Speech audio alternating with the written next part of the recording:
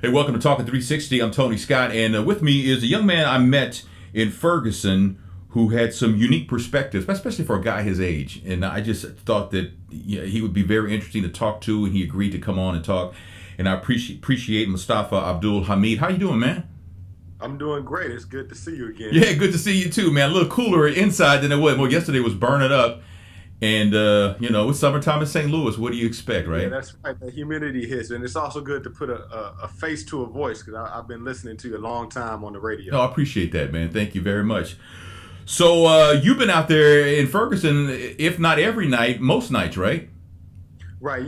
I spent most days, probably 5 or maybe 6 days, and I've gone to different rallies. I've been out at the courthouse in Clayton, different churches, and trying to listen to the community voice and be a presence, because even though I'm just one person, just to add another body, another presence, another voice to this entire thing gives us a credibility when people are looking outside, when they are trying to understand if this is for real or not. And I'm happy to be just one more person in a community of many with the issue and with the will to take a stand. So have you been disappointed the last few days as the crowds have dwindled, or do you attribute it to the heat? But then again, some people say, no matter how hot it is, this is a cause. I mean, how do you feel about that? Right. You know what I mean? I think fatigue has something to do with it, but there's a difference between, like, we're not going to be able to protest for years, right? Because this issue is not going to be solved overnight. It's a specific issue about Mike Brown, but it's a bigger issue about the institutions and the criminal justice system, and a grievance that we as the African American community and the broader American community have. We're not going to be able to protest and march for years. But what I would be disappointed in is if now this became an overall, a more general malaise, a more general fatigue, where people stop caring, where people, and I think that's something that has happened, right? And now that it's being reignited, we can't allow that fatigue to happen again. So in regard to the protests, what I've seen is many more community meetings start to pop up. You've seen elected officials say, "Oh boy, this is my job. Let me get out here on the streets and communicate with young folks, with old folks, and hear their perspectives." And now you're hearing people, the voter registration organizations, they're getting a voice. And so I hope that people respond in many ways. Do you think that it stumbled out the gate based on how Ferguson police handled it, or do you think it stumbled out the gate because people would just, as they say, pissed beyond all pistivity? Right. Well, I think it was the response. You have a community that has felt, based on their experiences and based on their common sense, that they've been dehumanized, that they've been devalued consistently. Especially when we talk about the life, is the life of a black body worth as much as that as our counterparts in the United States? And so you take that community that feels that way, and now when you have a specific incident like this, you don't have a response where the police officers don't release a real transparent statement. They don't give any idea of what's going on. It's almost as if they said that you're not worthy enough to be for us to do the job the way that it is supposed to be done. And so when you have that kind of rage, naturally, when you see a violent crime committed, a violent incident, right? They say suspend judgment on this incident. Let's say a violent incident, and you have that rage, and it should be, as a member of the community, you should be upset. And now when the system hits you in the face again, I mean, what response do you expect? Right. And so, but between that, the lack of a statement, Michael Brown's body laying in the street, and you talked about the heat in this heat. I bring up the issues like Senator Nasheed not being able to present her petitions at the courthouse. The arrest of journalists. Immediately, you have on Canfield Drive with these German shepherds and militarized police force. Think about the cultural message that sends. I mean, have you heard of apartheid? Have you heard of the Deep South and the protests, and you bring these German shepherds back out? Right. Come on now. So, but why Ferguson, man? Because it happens contrary to what a lot of people think, this happens almost, I mean, not murder, but police brutality, things like that happens almost every day in this country. Why did it blow up in Ferguson? Right. I think it's a tinderbox. Look, I don't want to negate the importance of racial issues, but now you have a racial issue compounded by poverty. I was looking at a statistic that was something like 67% of students in Ferguson also have received free lunches. Right. So you have a poverty issue, you have a racial issue, you have a city that has traditionally swept racial issues and these issues under the rug and ignored them. You have all of these things, and they compound, and then you just have an instance of such extreme violence, where you drop a match and that's the reaction that happens. Again, they're saying suspend judgment on this instance, but you also have 12 eyewitnesses that can't come up, or I should say 12. I've heard different numbers. You have many eyewitnesses come out and say, this is what we saw. And when the community around you says something that such an egregious violation of human life. Yeah. So, in my mind, I just know, it kind of reminds, my grandmother on my father's side died in 1938, and nobody had ever seen a picture of her. But in my mind, because my father didn't have a picture of her, and so we never knew what this woman looked like, right? But in my mind, I always knew that somebody had a picture of her. Somebody somewhere had a picture of her. And when my father died, turns out that his youngest sister had a picture of her, and her husband emailed it to me, which was such a revelation, right? We had never seen this woman before. And I say that to say this. In my mind, man, there is somebody at Canfield, somebody got the whole thing on video. They just haven't stepped forward yet because they're scared. Right. I really believe that, man. Am I crazy? Right.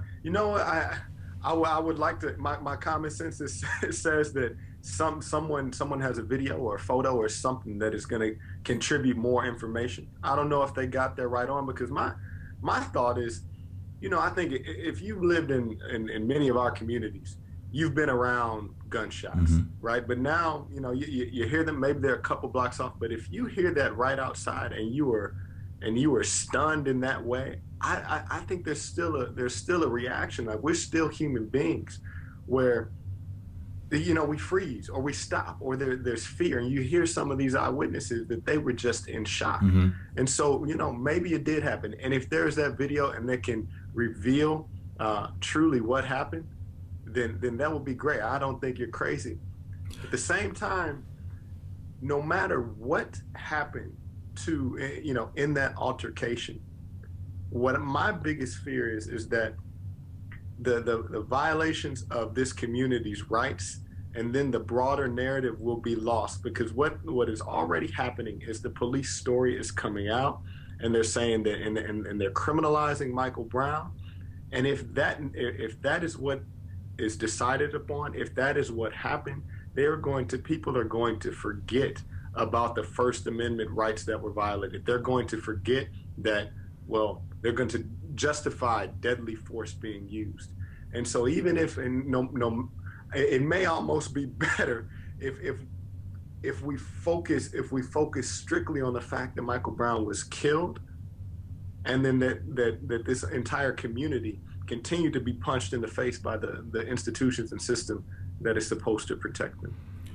You speak about how they're criminalizing Michael Brown, and they're trying to discredit these witnesses, and yet it almost seems like it's an us against them kind of mentality at this point. But it seems like the police, as far as witnesses go, all they have is Josie. And Josie got it allegedly from Darren Wilson's significant other. So she got it third hand, and yet she's given so much credibility in some circles that to me it points to where the mentality from a lot of whites in St. Louis that not only was Michael Brown a thug, everybody in that neighborhood are damn liars. Right. And that angers me. Right. No, definitely. And again, it's all of my emotion. What I'm trying to do is all of my emotion, all of my experience, my common sense. Almost, I'm trying to put that aside and be objective, right? We don't know exactly what happened, and so we hear these different accounts. But you speak to the bigger problem is that now it's an us versus them thing. Now it's not about, it is moved aside from forensic evidence, and it's pitting two communities against each other, when both of these communities need to realize it's in our own self-interest, to make sure that law enforcement treats everyone with respect. So social media And is so and so and so I it's so I get it. So there's two things. You brought up social media. I'm sorry to interrupt no, you, go ahead. but there's two things. One was what you're talking about is media literacy, right? Everyone has a voice now. We see all these different videos, but they're cut and clipped. Now we have anonymous sources. You need to be very aware and conscious of what an anonymous source hears, like you said, third hand. So now we have all of this access, but there's not as much literacy. So let's slow down. And you're asking us to suspend our judgment. Now let's look at the other side. Suspend your judgment on a third a source that's three people away and anonymous. The interesting thing about social media, and social media has done a great thing in this particular situation, but on the other hand, we are emotional beings, and right. There's a lot of emotion in what's going on right now, and rightfully so. But to me, I think we need to be careful about what we post and repost and things like that. Because a couple of days ago, somebody posted from a news site that George Zimmerman was in Ferguson. You know what? I almost brought that up myself. That's crazy. Look, it's what people need to understand is that it is a benefit. Now we get more perspectives. We get firsthand perspectives. We get more diversity of perspectives. But the credibility of these sources is different. It used to be back in the day when you saw it on a cable news network or on a broadcast network. There's a sense of credibility, right? These things were fact checked, right? There's some process going on. Now we can have a distrust of the media. Post Iraq War, we can definitely have a distrust of the media. But we also have to realize that we have to step up and look at things. When you see an anonymous source, when you see a website that you've never heard of, when you see these extremist opinions, we need to back up and be careful. That it's also a big problem, and this has to do with the data tracking that happens in social networks and social media. When you look up something on Facebook, right? Facebook has algorithms that track the articles that you like, that you look up, and they present you with more of what you already seem to like, right? So you have an opinion. Let's say I'm an extremely conservative person, right? These are very far right wing, right? Well, I now never get the moderate view because Facebook is presenting me with more and more in my networks and ads that confirm and validate what I'm already seeing, whether or not it's true or not. That's what the search algorithms do in Facebook and Google, and so that's a dangerous thing. So realize that all they want you to do is to look at more articles. They want you to look at more things. So what are they going to do? They're going to take what you already emotionally have shown to like, and they're going to play it up even more. And to me, and I understand what you're saying, but I think in some cases that may be over a lot of people's heads, But to me, it's like if you have to apply a common sense filter to this, because if George Zimmerman were in Ferguson, that would be all over the news.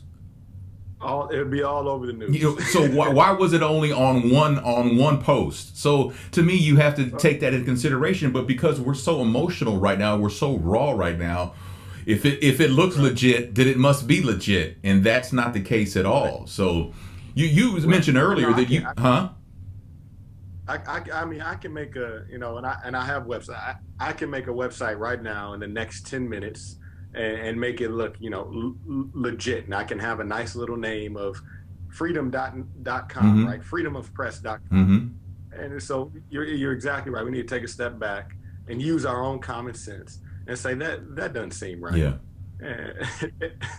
Do you think the media being here, CNN, MSNBC, Fox, a lot of online media, has it helped, or have they spun the narrative uh, to not necessarily to one side, but to a view?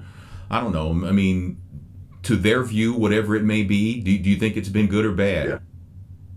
Yeah, I think naturally that happens. And look, I'm very critical of cable news networks, and CNN has gotten a lot of criticism lately.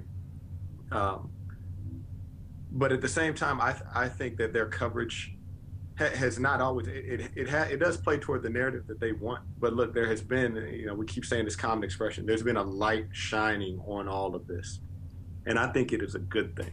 And I'm looking at MSNBC or CNN, and some of the other networks all over the nation, all over the world, and to give people now in this community a voice, and to finally recognize that, hey, there are problems here, and they need to be fixed.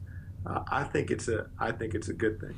I spoke with a woman. I just wanted to again give my almost my condolences, and that's why I went to visit the memorial set up on Canfield for Mike Brown. And there were people from France, from Germany, from Slovenia. There were people all over the world there, just interested in the human aspect of what's going on, and how do the people in this community and all around St. Louis, how do they feel? Or earlier, when the protests at night were, we were fearful of nightfall around here because we just didn't know what was going to pop off. But then a few days ago, and maybe a little longer than that, people were saying there were some provocateurs here Right. who were instigating the rage. Right. Do you believe Right. that to be true? I do. Look, I was not there at night, but I have several friends that were there at night. So I am careful. I did not see this with my own eyes, but they have told me very specifically that they themselves were locked in arms and moving people back, that they themselves at one point tackled somebody to keep them from instigating, I guess, violent and unrest, and a violent response from the police officers. And there were two or three groups that they mentioned specifically.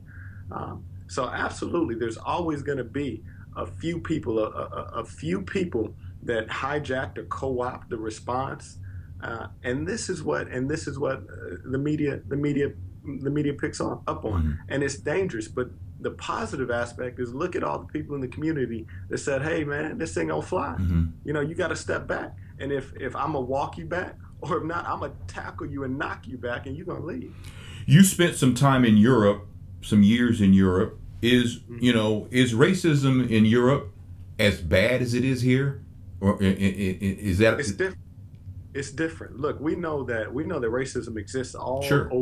all over the world in different ways. If you go to Brazil, it's a little bit different because they encouraged blacks and whites to intermarry and reproduce at a certain time. That was their way of attacking the issue. In Europe, they don't. Their bigger issues are with, and we talk about racism, so it's a little bit different than African Americans, but are with immigrants, particularly African immigrants. I never experienced any racism in Europe. Now, I had a coach who lived and played there for a long time, and he played basketball there for a long time, and he told me that he did experience these race incidents of racism, but I have not. But what I saw was a real, you can call it a racism or fear of Turkish immigrants, of some African and dark-skinned African immigrants, also of the gypsies. So you see this same. It is a us versus them mentality, like you mentioned earlier. Mm-hmm. Whether or not it is black and white, but it's there. What would you say to supporters of Darren Wilson who just absolutely do not want to hear it? Who have the attitude that Mike Brown was a thug and he got what was coming to him? What would you say? Is there anything that can be said to people with that mindset? Right. So I think I don't know if there's anything productive that can be said to people with that mindset, because there is a difference here than if you say I support law enforcement, I support justice, and I want to make sure that this incident is addressed in a just manner, that's one thing. There's another thing to say in all of this narrative that when we have not heard from Darren Wilson, we don't know what happened. Again, you're asking us to suspend judgment. So why don't you all suspend judgment and tell me what you're really supporting? Mm-hmm. Are you supporting fairness and equality and justice, or are now you supporting or now are your own racial prejudices coming to bear? So at the end of the day, how do you think this is going to turn out? I don't know. Tony, you've been around and you've seen these things because they are cyclical, right? Mm-hmm. You've seen these things happen before. So you know better than I do. All I can say is that, and I mentioned when we talked yesterday, that I am very hopeful that there is going to be some change. Look, racism is not going to be eliminated. Be sure of that. And even the internal issues within our own community are not going to be eliminated immediately. But what I do think will happen is that the accountability of law enforcement is going to be addressed. It's going to be addressed with wearable cameras or glasses. I think that you're going to start to see an increase in voting. I think you're going to see a lot of positive changes. How do we maintain that momentum? I don't know. And in regard to the case specifically, I don't know. There are a couple of developments in yesterday that I didn't get to follow, right, that happened with the grand jury, and they're talking more about timelines and all of that. We're talking October from what I hear. Mm-hmm. But, the man has to be indicted at the very. That is our next step to understanding what will happen. It's interesting to me because the report I read yesterday said that the grand jury that's impaneled is 9 whites and 3 African Americans, and right. That's not really reflective of Ferguson, though. So no, it's not. It's not reflective of Ferguson. And look, I'm careful here because I'm not a legal expert. But I talked to a woman the other day, and from what I understand, the grand jury should reflect the makeup of the county, or that it's a part of. So we have to understand this more generally. I think it's the makeup of the county, and also voting also has to do with that. So it's the amount of people or the ratio of people that have voted. But you know what? That's where you need to be careful and look that up very, very specifically. I actually yesterday read somewhere where someone's blog where they said that the fundraising that's been going on, the money's been raised is over twice as much has been raised for Officer Wilson. I saw that. And the thing is that was also pointed out is the address that's registered with the fundraising is the same address registered to the police union. See, I didn't know about that being a part of the police union, but I saw that, and again, and I think it's being raised on a us versus them sort of rhetoric. But you see where people would assume that the fix is already in. I mean, people are assuming that the fix is already in from the get-go. Yeah. From the very moment when this young brother Kajimi Powell was shot, the response of the police. Now, let's not say that anything was justified here, but they got out there and they made a statement. They released the video. That didn't happen like that with Michael Brown. No. So I mean, from the start, and that's what I'm saying. Do we deserve the process of transparency and justice that our democracy is built on? So yeah, I understand that, and that is really unfortunate. You were talking about almost twice as much of the money, and then if you look at the FundMe page or whatever it is, and you look at the comments on social networks that are being made about the funding, they are overtly racist, mm-hmm. and they're talking about the KKK has contributed, which is their right. But look, it goes right to this racial us versus them narrative. And if people are supporting justice, what they think is justice, that is their right. But the racial stuff, it's saddening, and it's messed up. Yeah. Well, man, I appreciate your conversation and your perspective, man. I think that you're a pretty awesome dude, man. I so enjoyed our conversation yesterday, and really enjoyed our conversation today, man. So, is there where people can follow you on social media? Is something you want to share? Yeah, yeah. I mean, you know what? You might want to put up on the site, because when you said my name, you can see it's a long name. And so I'll share that with you. And I appreciate you doing what you're doing. You know, this is the giving people a voice is how we take a step forward. And when people know that they're heard and they can hear the voices of other folks, that's inspiring. So thank you for the work that you're doing. I know that you're doing it all right now. So I'll be sure to follow things with This and That Media, and we'll stay in touch. Okay, appreciate it. That is Mustafa Abdul Hamid. Again, appreciate you joining me, man. I'm Tony Scott. Thanks so much for watching Talking 360.